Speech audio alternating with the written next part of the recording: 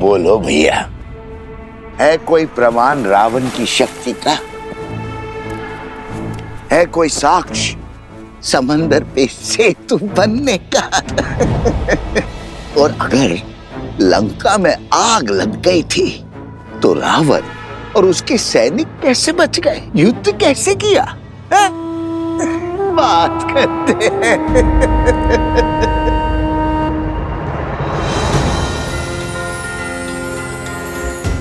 प्रभु श्री राम के यश को घटाने का प्रयास करने वाले पापी, तेरा शीश इस धड़ पे रहने के योग्य नहीं है।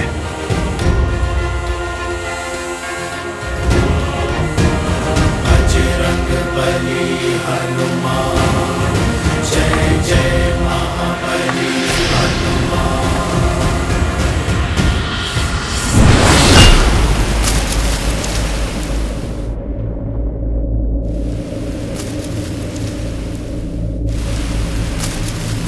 ना कोई तुझे बचा पाएगा और ना तू यहां से भाग सकेगा। प्रभु श्री राम की निंदा करने वाले इस हनुमान से बच के तू कहां जाएगा?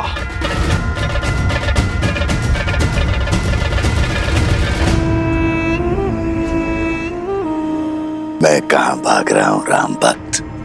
मैं तो तुम्हें भगा रहा हूं, तुम्हारे साथ खेल खेल रहा हूं। तुम मुझे पराजित नहीं कर सकते। तुम जितनी बार भी मेरा सर धड़ से अलग करोगे, उतनी बार वहां एक नया सर उत्पन्न होगा।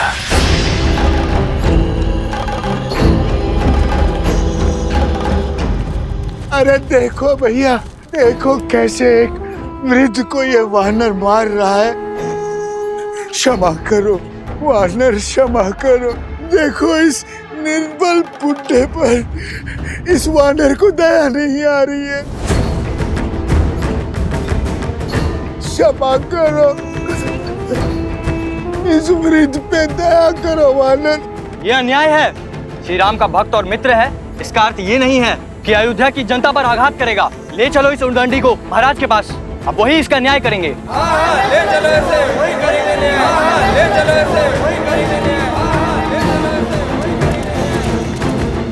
इस आसुरी शक्ति की उलझन तो प्रभु ही सुलझाएंगे।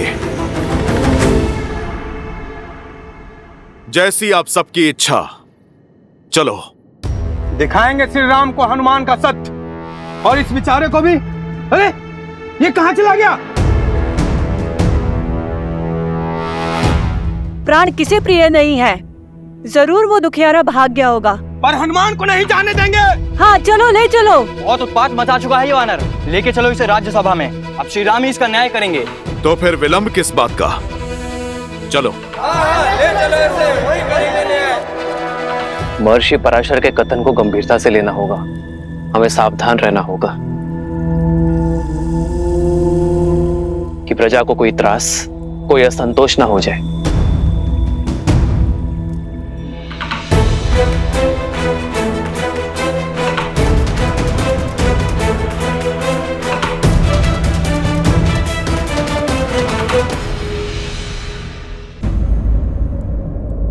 क्या हुआ? हनुमान को पकड़कर क्यों लाया गया है? प्रभु, इस वानर ने हम सभी को भयभीत कर रखा है। यही नहीं, इसके दूसरे साथी रावण से आपके युद्ध की असत्य कथाएं बता रहे हैं। असंभव। वानर भैया के विषय में ऐसा कुछ भी असत्य कह नहीं सकते। क्षमा चाहता हूँ राजकुमार, लेकिन बड़े कुटिल हैं ये वानर और दुष्ट भी। आज इस हनुमान ने उस वृद्ध व्यक्ति के प्राण लेने का प्रयास किया। न्याय कीजिए श्री राम।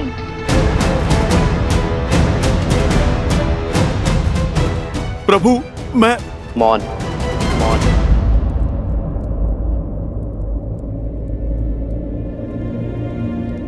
ये राम अपनी प्रजा को कभी निराश नहीं करेगा, किंतु हनुमान मेरे मित्र वानरराज सुग्रीव की प्रजा है। उसका न्याय, उसे दंड देने का अधिकार केवल मेरे मित्र वानरराज सुग्रीव को है। अयोध्या वासियों, वानरों की ओर से यदि किसी को भी असुविधा हुई हो तो मैं क्षमा चाहता हूं। मैं वचन देता हूं कि कोई भी वानर अयोध्या के किसी भी वासी को कोई क्षति नहीं पहुंचाएगा और हनुमान को किष्किंधा के नियमानुसार दंड दिया जाएगा। प्रणाम अयोध्यापति।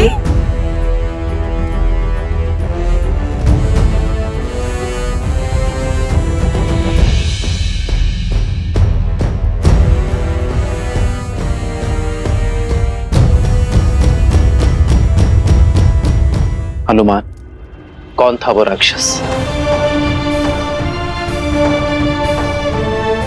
प्रभु, आपको कैसे पता चला? क्योंकि मैं जानता हूं कि मेरा हनुमान कभी किसी निर्दोष नागरिक को पीड़ा पहुंचा ही नहीं सकता। मुझे पूरी बात बताओ हनुमान। प्रभु, मुझे सूचना मिली कि कोई नगर में असत्य निंदा कर रहा है। एक सर कटा तो दूसरा उत्पन्न हो गया। अवश्य ही कोई आसुरी शक्ति है वो।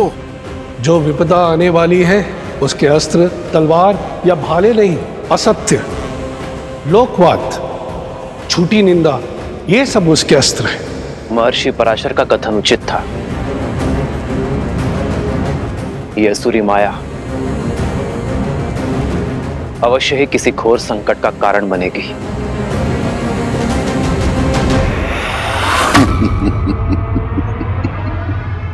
युद्ध तो अब आरंभ हुआ है राम भक्त हनुमान।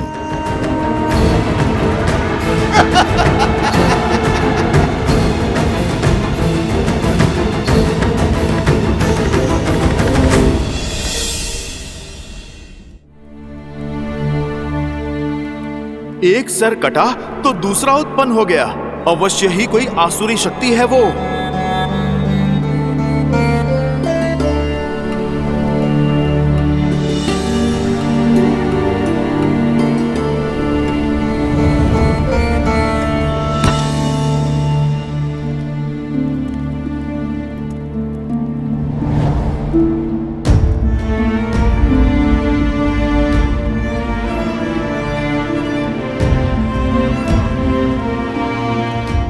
सब ठीक है ना आर्य? हर सुख दुख साथ निभाने का निर्णय लिया है ना हमने? चिंता नहीं चिंतन है सीते। राज्य अभिषेक की सौगात के साथ राज्य का दायित्व जो मिला,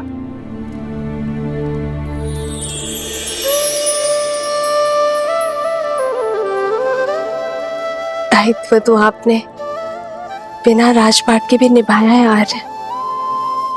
संसार के हित के लिए संघर्ष किया। जो रावण के नाम की समस्या को समूल निस्तरण कर सकते हैं, वो मेरे राम अयोध्या को भी तार देंगे। वैसे आर्य, भोजन करने से चिंतन करने की शक्ति मिलती है।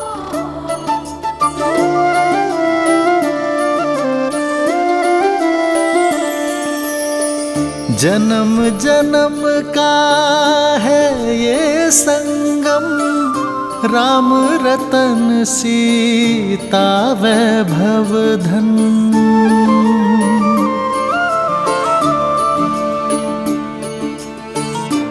महल में आकर वन को तो नहीं भूली ना?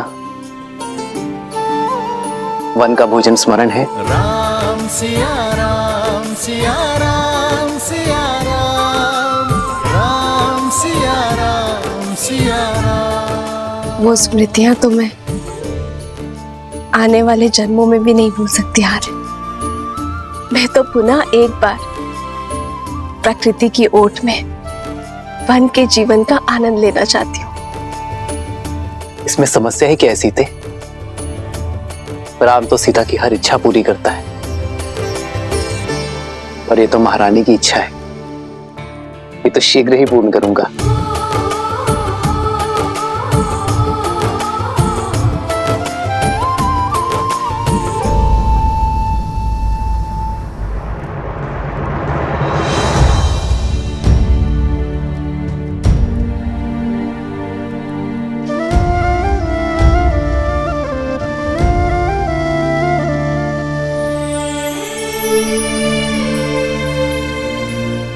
आर्य। सीते,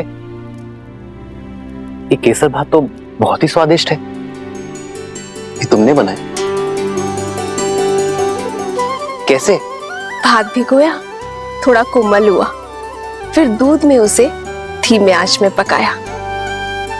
फिर जैसे ही थोड़ा पका तो उसमें गुड़, केसर और थोड़ी सुगंध डाली और फिर उसमें शुद्ध घी मिलाकर उसे धीमे आंच में। ये धैर्य ही तो इस स्वाद का रहस्य है सीते। यदि शीघ्रता में पकाती तो ये भात कच्चा रह जाता, ना सुगंध आती ना स्वाद। जीवन भी यही है सीते, चाहे संबंध हो या समस्या।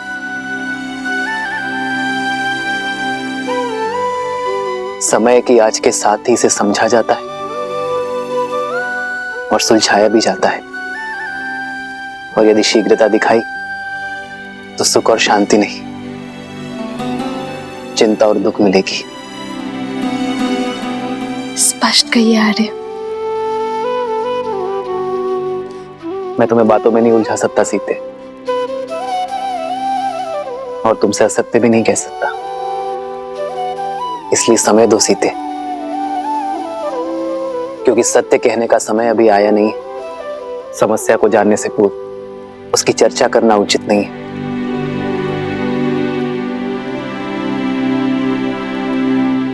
तो फिर मैं आपसे वो प्रश्न पूछती हूँ जिसका उत्तर देने में आपको सरलता हो। तो बताइए, महाभोज में हनुमान और वानर सेना के लिए क्या भोजन बनाऊं जिससे वो संतुष्ट हो? ये तो पहले से भी कठिन प्रश्न है सीते। इस प्रश्न का उत्तर ना नर दे सकते हैं ना नारायण, और चिंतन भी समय के साथ इसे सुलझा नहीं सकता।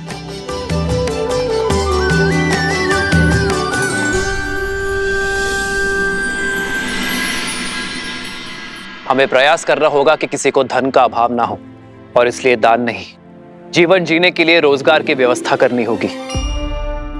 दान व्यक्ति को अशक्त बनाता है, पर कार्य व्यक्ति को सक्षम बनाता है। सरयू पर बांध की व्यवस्था से अयोध्या वासियों को रोजगार भी मिलेगा और अकाल से मुक्ति भी। प्रजा और राज्य दोनों सुजलाम सुफलाम होंगे।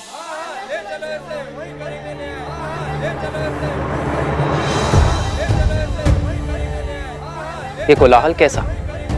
ऐसा प्रतीत होता है हमारी प्रजा है महाराज। मैं अभी सैनिकों को भेजकर शांत करवाता हूँ। राजा को शांत नहीं, संतुष्ट करना होता है सुमंत जी। प्रजा का सुख मुझ तक पहुंचे ना पहुंचे, उनका असंतोष अवश्य पहुंचना चाहिए। उन्हें भीतर बुलाइए। रक्षा करिए महाराज, रक्षा कीजिए, हमारी रक्षा कीजिए, रक्षा कीजिए, हमारी रक्षा कीजिए, रक्षा कीजिए महाराज, रक्षा कीजिए महाराज, रक्षा कीजिए महाराज। शांत हो जाइए। जो बात है निसंकोच कहिए, निर्भय होकर कहिए। हमारे प्राण संकट में है, रक्षा कीजिए महाराज, हमारी रक्षा कीजिए, हमारी रक्षा कीजिए। पश्चिम की ओर से राक्षसों ने हमारे ऊपर आक्रमण कर दिया और हमारे अनेकों भाइयों को उन्होंने मार डाला। हमारा धन दान सब कुछ लूट लिया उन्होंने।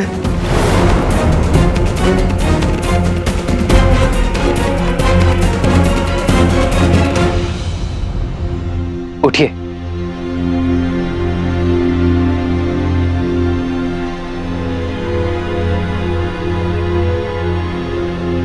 कौन है ये राक्षस? क्या नाम है उसका?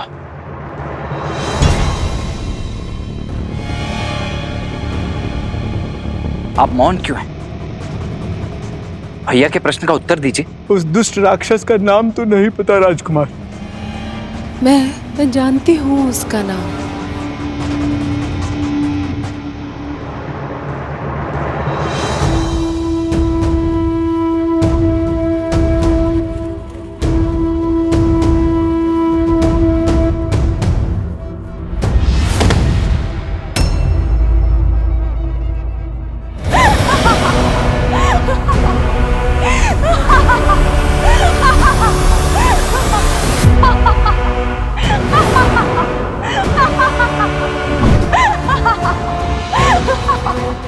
शूर्पणखा।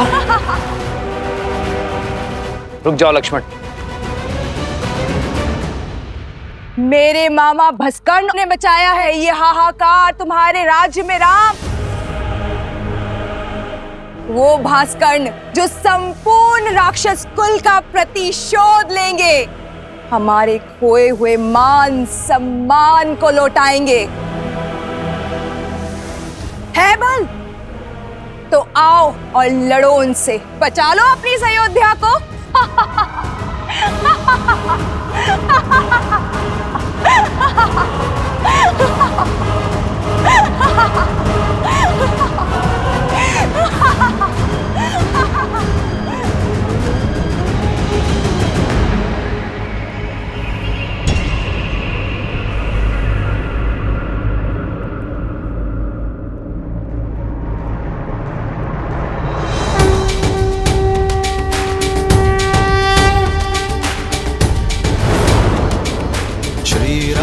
चंद्र कृपालु भजु मन हरण भव भय दारुणम। श्री राम राम राम श्री राम। अधिक प्रसन्न मत हो तुम। भूल गए कैसे एक ही बाण से तुम्हारे प्राण संकट में ला दिए थे मेरे भाई ने। भूल गए मेरे भाई अहिरावण ने तुम दोनों भाइयों को कैसे बंदी बनाया था पाताल में। भूल तो तुम गई हो शूर्पणखा, कैसे एक ही प्रहार से अपने कान और नाक दोनों खो बैठी थी तुम। अभी स्मरण करता हूं। नहीं लक्ष्मण, अधर्म चाहे जितनी शक्ति बटोर ले, वो धर्म की धरा पर पग नहीं रख सकता। ये शूर्पणखा नहीं, केवल उसकी माया है जिसका लक्ष्य है भय फैलाना। शूर्पणखा केवल संदेश देने आई है, उसे अपना कर्म करने दो, धर्म निभाने दो। अधिक समय शेष नहीं है तुम्हारे पास राम, जो करना है कर लो। हर क्षण के साथ तुम्हारी इस प्रजा को हम राक्षस बना देंगे।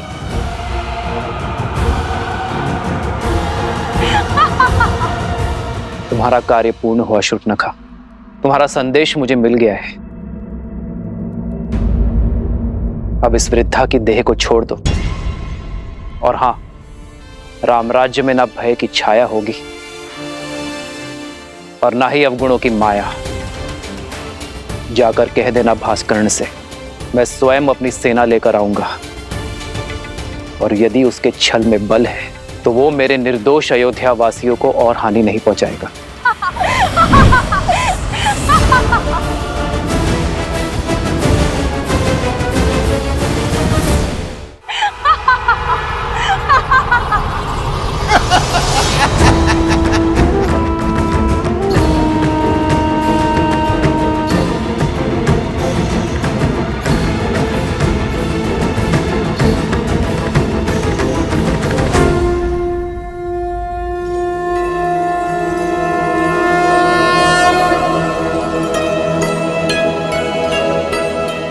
माता, आपने स्मरण किया?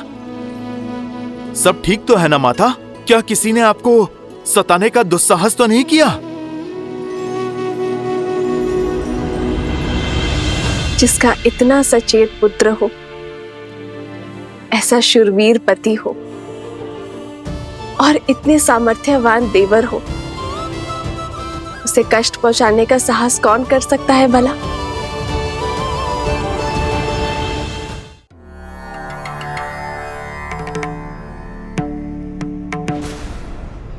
ससमुख,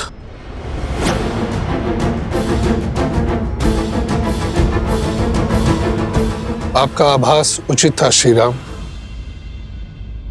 भास्कर्ण वो आसुरी शक्ति नहीं है जिसकी चिंता हमें घेरे हुई थी। आपकी चिंता का विषय सहस्रमुख रावण था।